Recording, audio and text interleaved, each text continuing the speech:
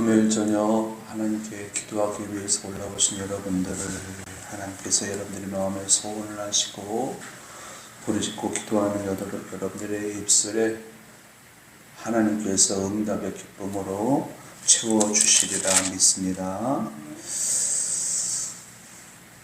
하나님 아버지가 우리들을 바라보면서 원하시는 마음이 있습니다. 어떤 마음을 가지실까? 오늘 본문 속에 표범이 나오고 그 다음에 사자가 나옵니다. 곰이 나오고 그리고 독사가 나오고 이런 짐승들은 연약한 짐승들을 잡아먹는 존재입니다. 이리, 그 다음에 표범, 사자, 곰, 독사 이런 존재들은 짐승이지만은 마귀를 예표합니다. 우리가 살고 있는 이 세상은 이렇게 악한 어둠의 영들이 때로는 이리처럼, 때로는 표범처럼, 때로는 곰과 사자처럼, 때로는 독사처럼 우리 주변을 맴돌고 있습니다. 그러면서 이들은 호시탐탐 기회를 엿보지요. 이들은 우리의 연약한 부분이 어떤 부분인지 기가 막히게 알고 있습니다. 그래서 기회가 찾아오면은 그 연약한 부분을 집중 공격해갖고 우리를 넘어뜨리게 만들죠. 그래서 하나님의 축복에서 멀어지게 하고 그리고 하나님과 상관없는 삶을 살게 하고 이것이 바로 우리가 살고 있는 이 세상입니다.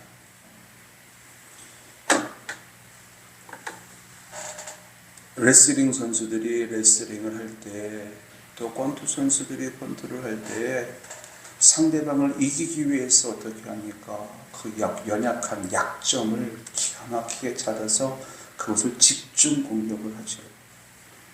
이 마귀들도 똑같아요. 그러다 보니까는 이 마귀의 영적인 존재를 이길 사람이 없습니다. 그래서 모든 사람들은 이 마귀의 공격에 노출되어져 있고 그로 말미암은 고통 속에 살아가는 것이 우리들의 인생입니다. 지난 시간에 욥에 대해서 말씀을 드렸습니다. 욥의 고난, 욥이 당하는 고난이 어찌 욥의 것만 되겠습니까? 우리의 것이기도 하지요.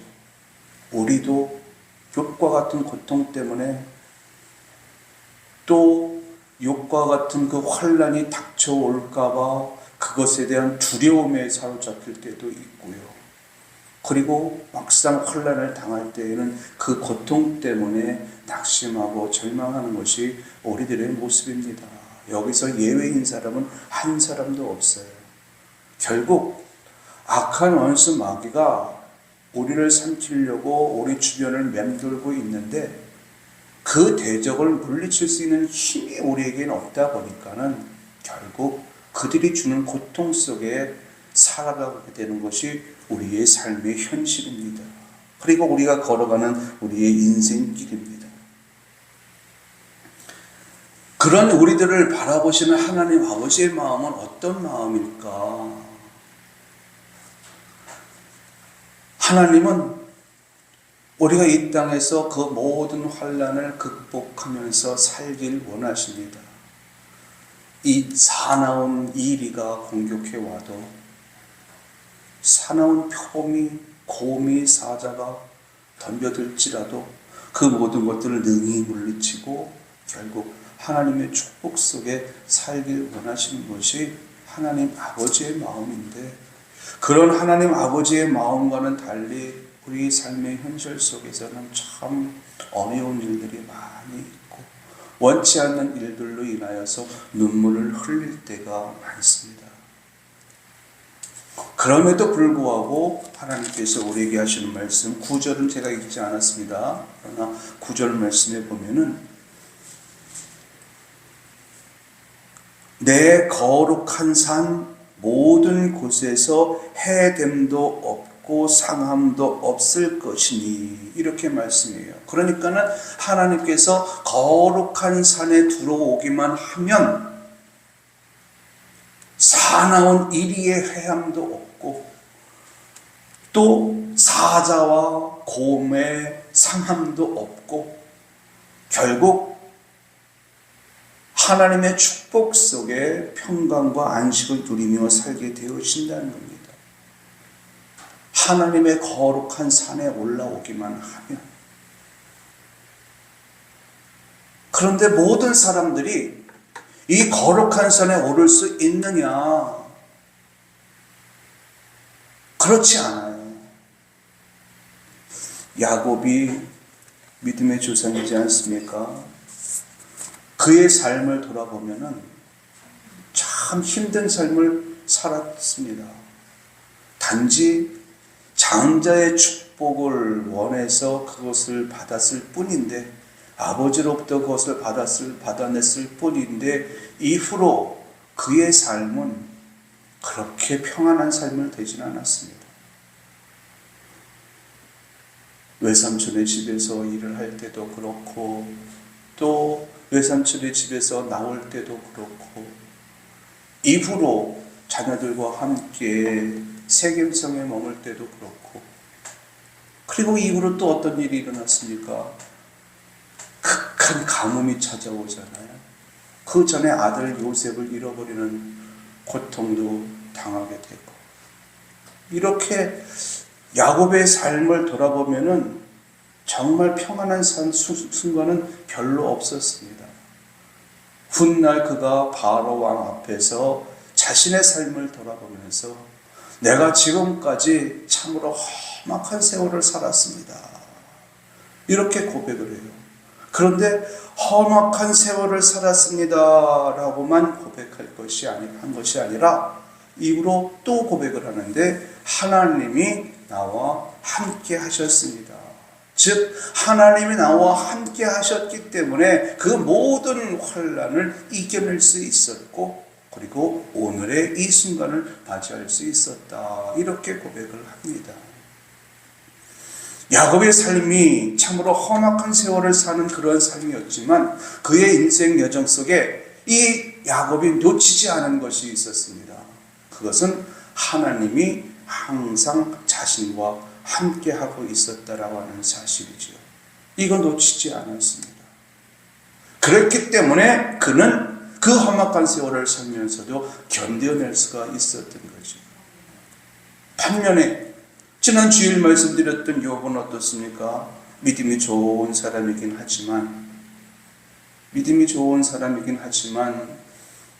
환난에 반복되는 환난, 그리고 환난의 시간이 길어지면서 그의 마음속에 자신도 모르고 있었던 의심하는 신앙, 이것이 스멀스멀 올라오더니 결국 하나님께 대하여 원망을 늘어놓기 시작을 합니다.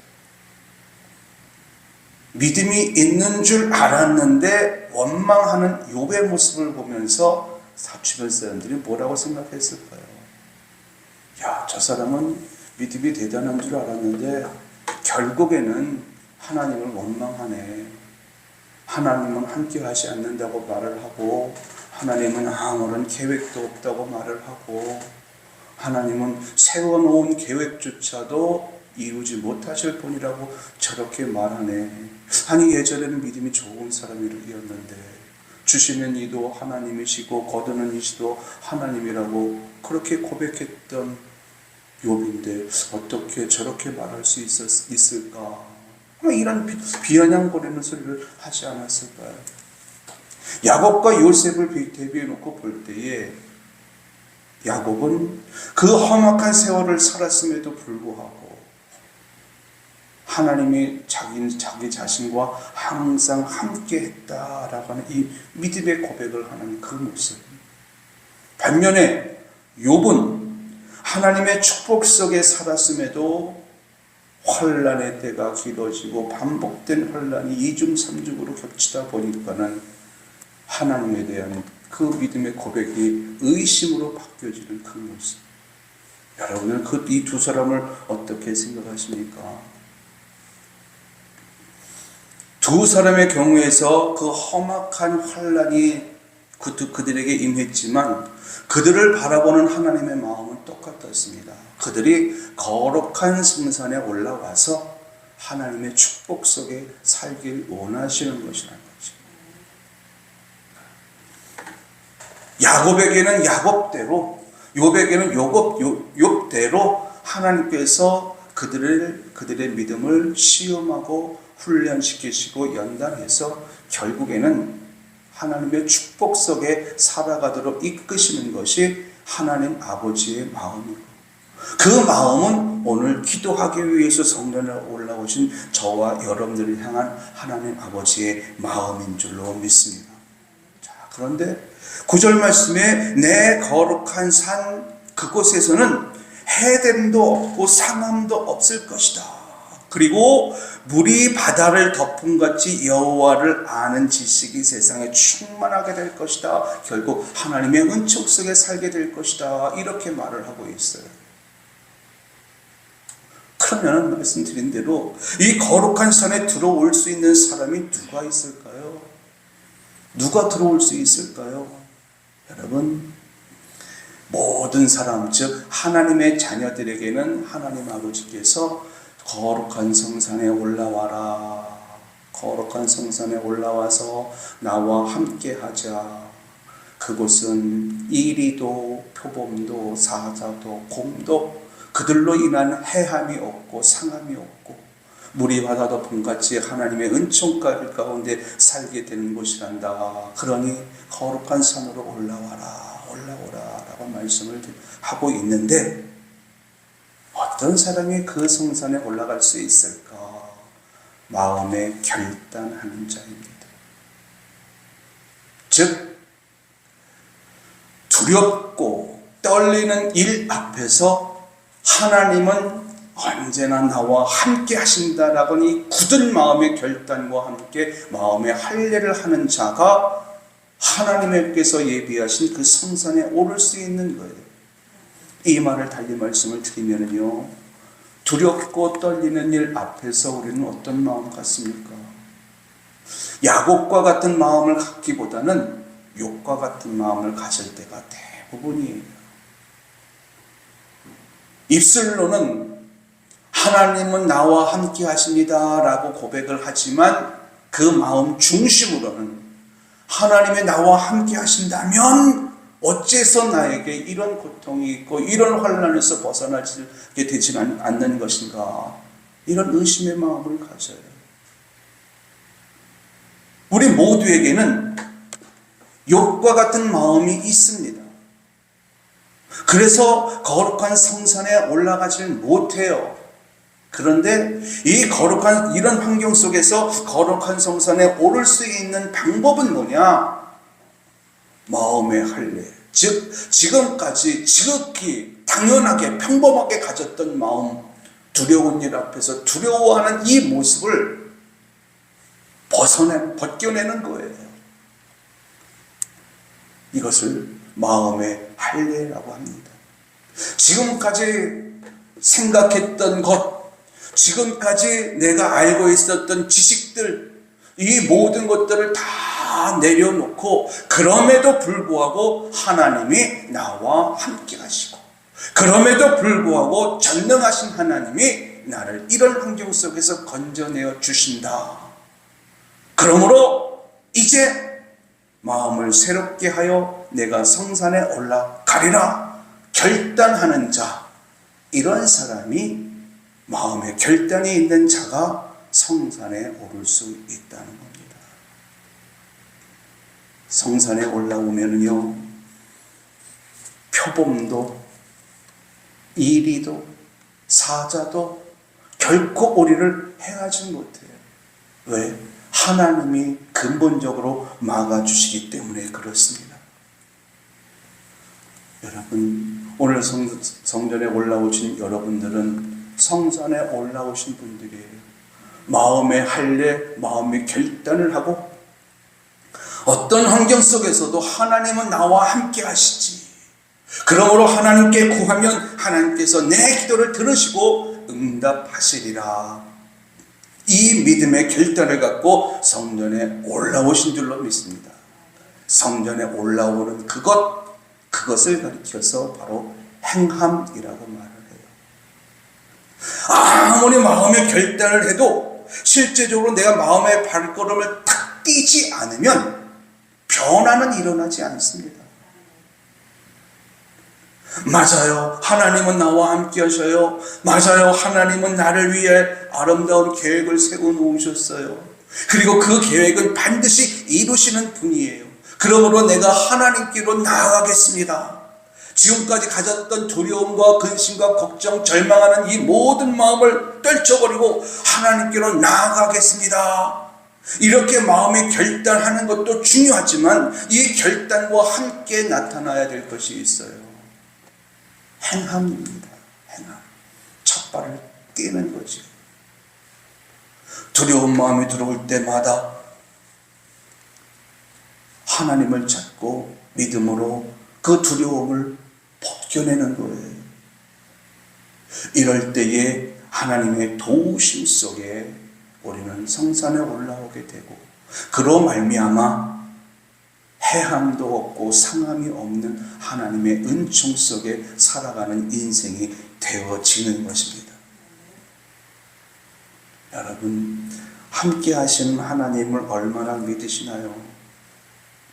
나를 도우시는 하나님을 여러분 얼마나 믿으시나요? 함께 하시는 하나님은 나를 떠난 적이 없으시고 또 전능하신 능력을 갖고 계신 그 하나님은 지금 이 순간에도 우리를 돕고 계십니다. 그러므로 여러분 안에 마음의 굳건한 할례, 마음의 결단, 내가 하나님을 믿고 이제부터 행하리라. 그래서 거룩한 성산에 올라와 해함도 없고 상함도 없는 삶을 살아가리라. 다짐하고 결단하는 가운데 행함으로 이끌어 나가는 여러분들이 될 수 있길 예수님의 이름으로 축원합니다.